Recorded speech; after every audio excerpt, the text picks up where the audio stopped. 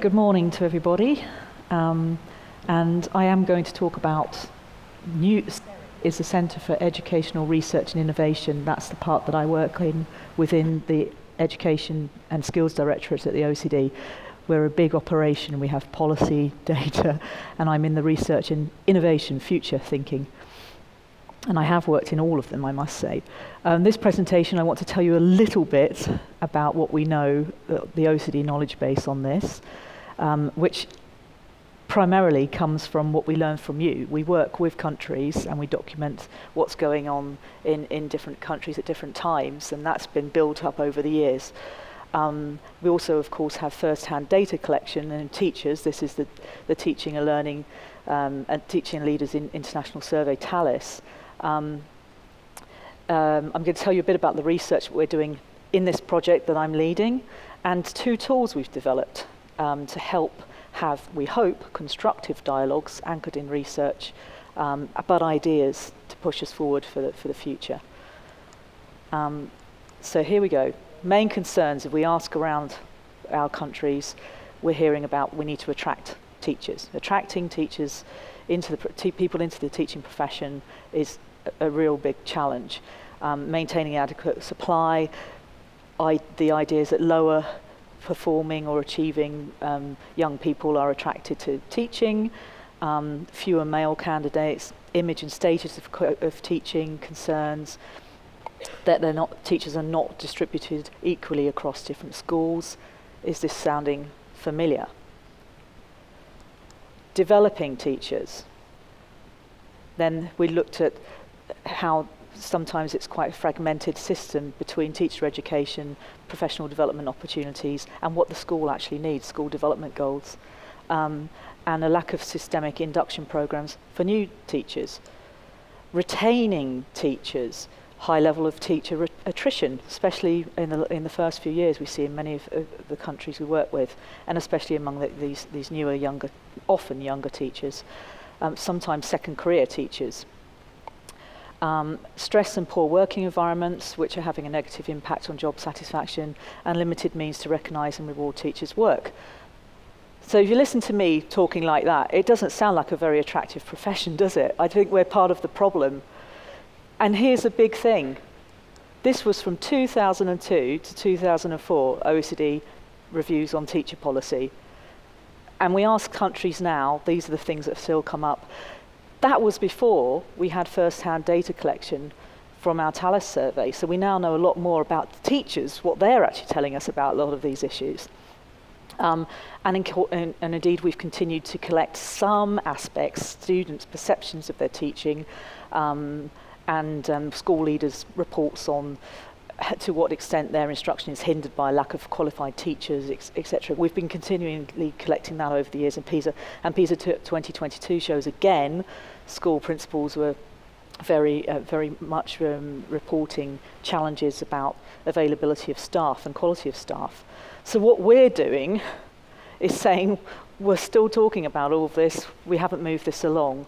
So what's the missing point? Now on the international level, we've tried to give a bit more prominence to teacher voice by having this teacher survey. That's one humble addition to this debate. We are saying our statement is that creating space in a teacher debate can help us think about a long-term sustainable vision and how to get there. These are the words on the left here. Ageing, recruitment, shortage, workload, public image. These are what we asked our policy community in a meeting 16 months ago now, I think it was.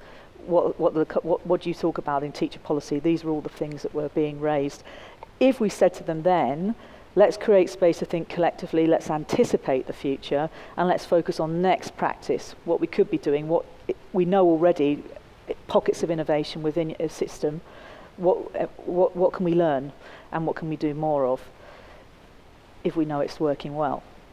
And this brings this idea of better working conditions, joy, flexibility, challenge, excitement. You have a completely different discourse. And that's what we want to do in a nutshell. We want to get to those kinds of discussions, I think, because if we start talking about that, then we're going to start talking about a more attractive way of working and an attractive profession. So moving towards new professionalism is what we're trying to do. not very new, but it is in some ways.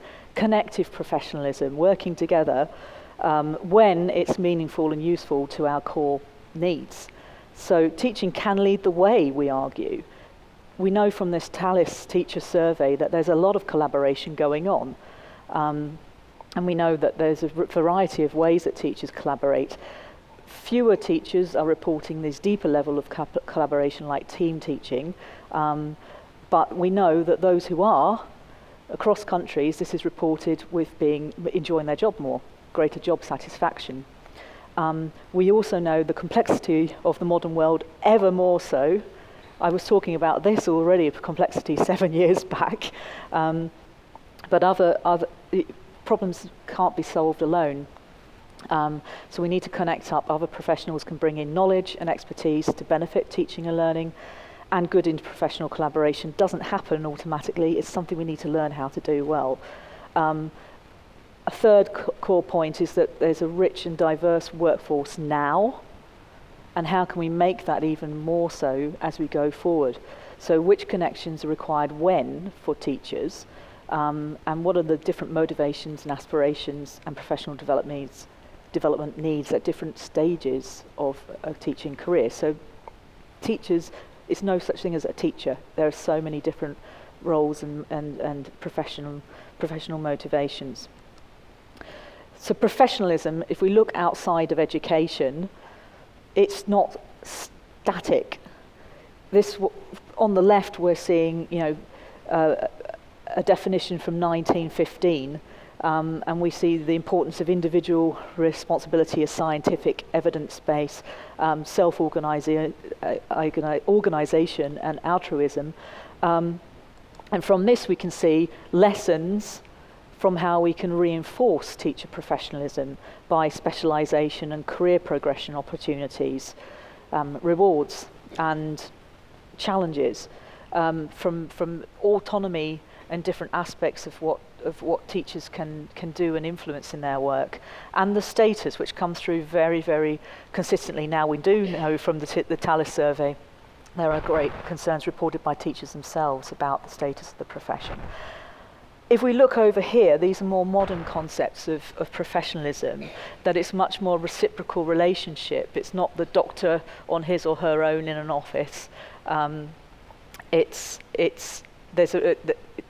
You'll go to a doctor appointment and you already know, you've Googled what you think you've got. You've got a little bit more of understanding of things. You don't go in and just listen to the professional who will tell you, this is what you are, young woman, this is what's wrong with you.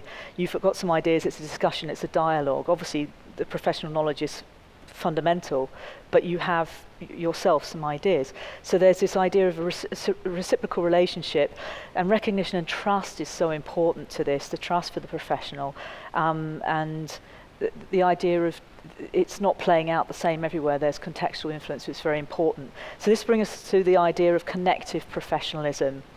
And so this is where we say, we believe teaching is brilliantly placed to do this.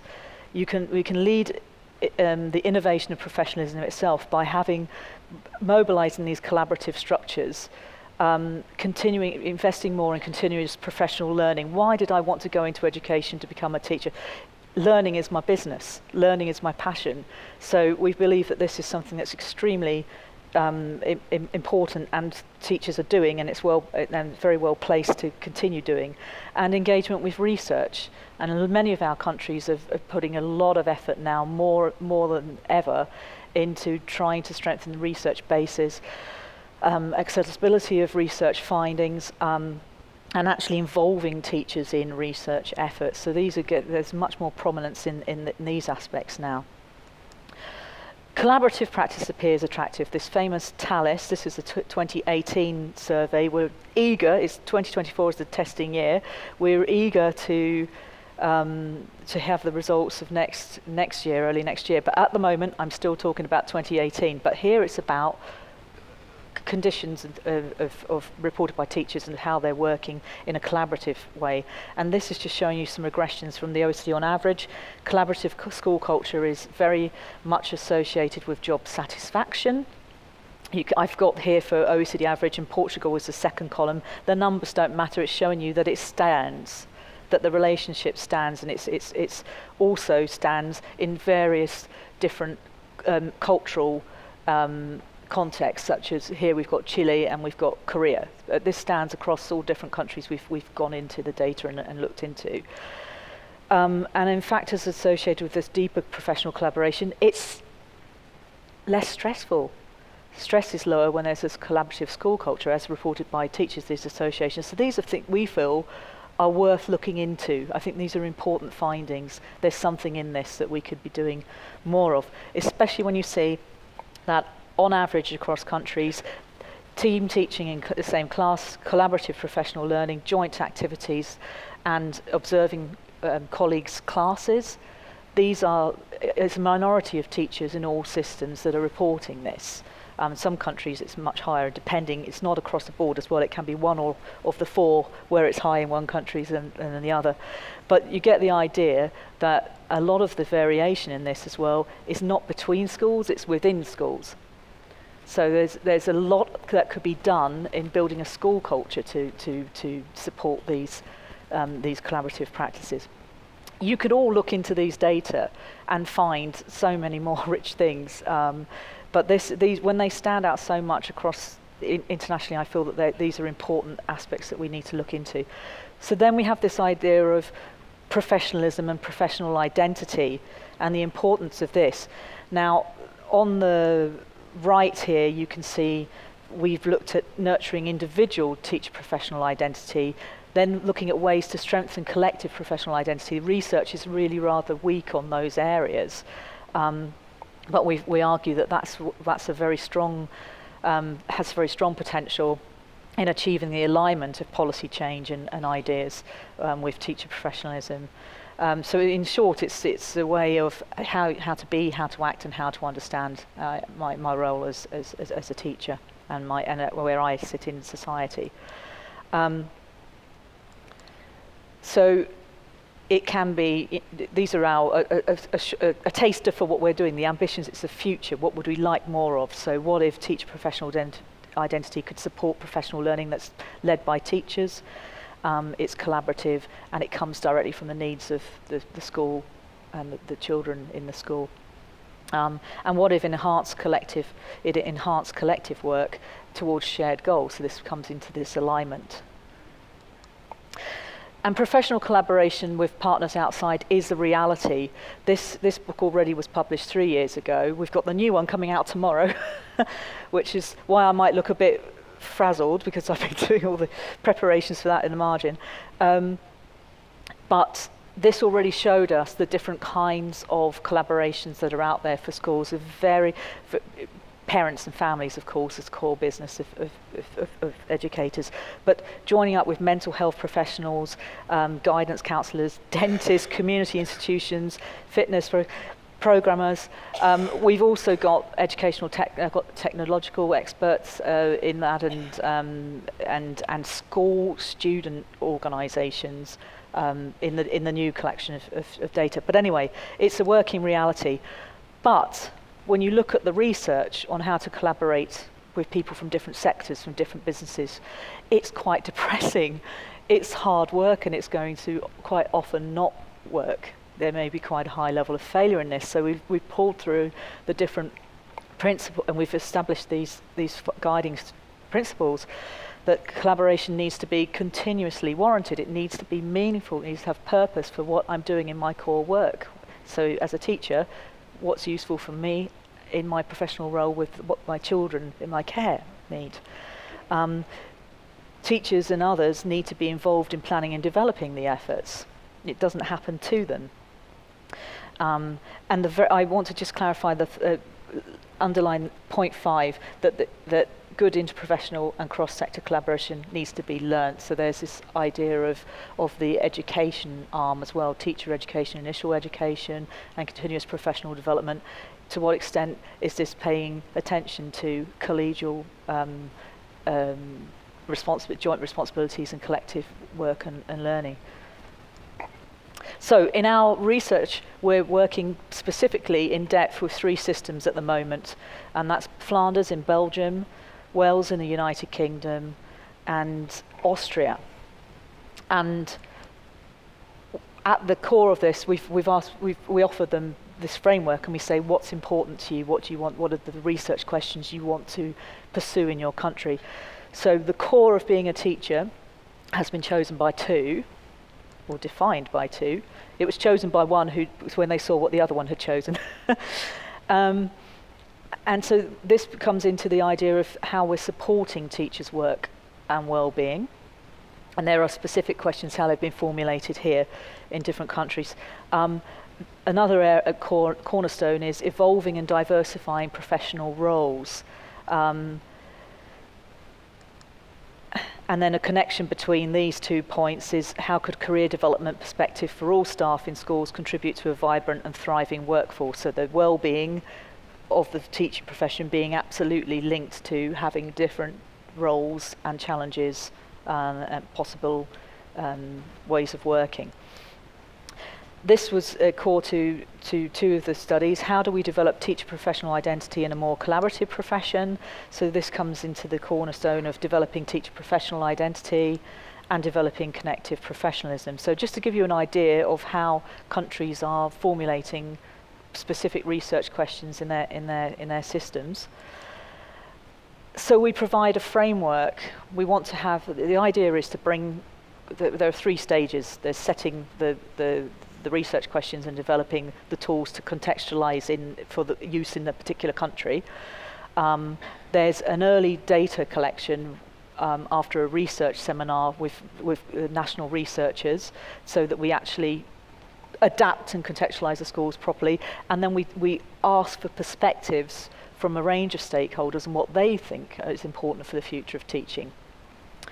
And then we bring people together in person as a multi-stakeholder workshop, and we have 2 days of discussions with a structured methodology of working with these tools of how to get there.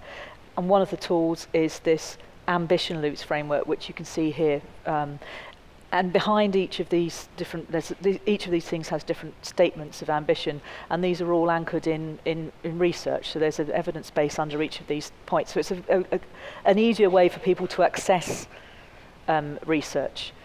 And hopefully many are curious and click on the links and read the research behind these statements.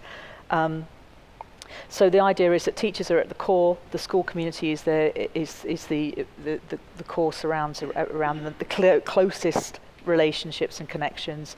But there's also possible connections with, in here green, the professionals in the education sector, from early childhood, vocational, up to higher education and teacher education in particular.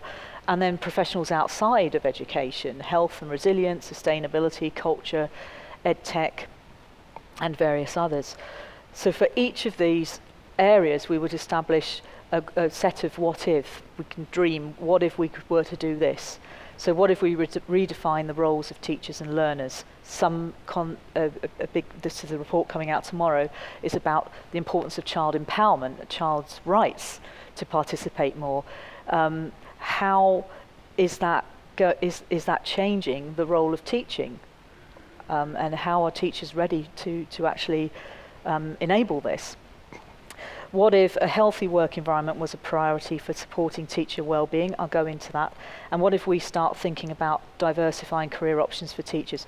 If we looked in professionals in the education sector, what if we form partnerships to strengthen teacher professional identity throughout their career? We support interdisciplinary learning and working that meets different teachers' interests. It could be more in music, it could be in the climate, it could be in edtech, it could be in whatever, the diversity of interests and passions that are within teachers, within the teacher workforce. What if every school had time and space to collaborate with university researchers? That's framed around because that was contributed from a research seminar in Flanders and in Wales. That came up as an important area. And professional in other sectors, what if we see schools as centres for learning and connecting with the community? What if we value expertise from across society to broaden learning experiences in school? And what if we see teachers as pedagogical innovators? So the idea is that all of these have statements which would interconnect, and a lot of collective actions will help us get towards where we want to be. Here's an example. the healthy work environment being a priority for supporting teacher well-being. So there'd be a role. These are examples of statements. There are other statements, but for teachers, they would protect and promote a healthy work environment and take responsibility for themselves and each other, their students and the schools they work for. School leaders and whatever the governance structure, school boards, governing boards, local authorities, are ensuring that teachers have the opportunity and are comfortable to participate in decision making on relevant school issues. And what do we look to policy for as well? Everyone has a chance to say what they want from each of the different roles. Policymakers respond to the specific challenges of teaching in different contexts. We were hearing about this yesterday, about the importance of looking at different challenges in different parts of the system, regions, inner cities, rural, all the different systems we have within a given system. And so this shows you that we take from international research, and this here is specifying some of the research from Flanders, but I mean it's got a lot more research behind it, but this was to show how we're integrating specific research from a specific system to support these statements. The other tool is to think about the diversity of the teaching profession. So based on international data, TALIS primarily, TALIS 2018, and intergenerational work, we established a set of stylized teacher personas just to introduce this idea of how people in policy can think about, in a more nuanced and sensitive and intelligent way, about the different kinds of needs within their workforce. And you'll see at the bottom here, there's one which is on the future, and that's our provocation, because I'll show you the next slide. This is how we build the teacher personas. Now, in sort of skeletal form behind, you can see a list of different indicators which have included in each of the persona, and I mean, there's pages of work, but these are, of course, on using data and evidence of what's there in a system at the moment, and they're extremely. I mean, our governing board have recognised these as it's smart ways of getting people to engage with research, because rather than sort of pouring through all the different research on, for example, second career teachers. This little profile tells you about what's motivating for them, what's less so, what are the push factors of why they may consider leaving, and what we know are supports that are important to help keep them there. And we've got all of that from research, but we put it into this little archetypal teacher persona. So these are some of the ones that we see our countries are looking for: second career teachers, inner city teachers, and of course for Wales, it's a national policy is improving the use of Welsh language generally in Welsh culture. So that's what teachers in Welsh language are very important to them. So you get the idea. It's a combination of international data, research data, and bringing this into obviously decisions as well about which are the most prominent types and which are most important for the countries involved. But then we also look at the provocation. It's not stagnant. We need to attract people in to the teaching. And so what would this future teacher look like? We started off with intergenerational research, and of course the big thing was anyone born 2010, they've grown up with an iPad, you know. It's so this idea of technological barriers, etc. We've been talking about teachers needing to improve digital skills, I know, for the last 15 years, etc. This digital revolution will have happened. New people coming in are just going to be completely au fait with this. It's part of life, like it is for all of us. So that's one big deciding factor internationally. You can see from a generational difference. There's also parts about life goals and work being in balance, and that wellness being part of a daily routine. This idea of wanting to share knowledge and values and being motivated by challenges and rewards. And flexibility, many opportunities to work elsewhere, and what they're expecting in that case. So you can see these are pre-service teachers in Finland who'd done a little sketch of what they would consider their nightmare job. which is this box, and these words include rules and regulations and extra work, and their dream job, which has got ideas of international connections, nature, music, art, creativity, and collective and relational aspects. So I thought these were fantastic little illustrations. No doubt there are a diversity of ideas and of motivations for the future, but these are some of the things we use to provoke. So if you wanted to attract people like that, and they came into a school right now, how happy would they be? Where would they feel stifled, suffocated, and where would they feel empowered and happy and wanting to stay? In a nutshell, that's it. So we use these personas to then judge the different benefits of a policy design or an implementation plan, and we'd see how each of these different archetypes would react to such things. So it's a very simple idea, but there's a lot of research behind the actual personas. So that brings me back to the former slide of moving towards new professionalism. Teaching can lead the way in new professionalism. Some problems must be solved together, and we want, more than ever, a rich and diverse workforce. You can find the research papers there. Thank you very much.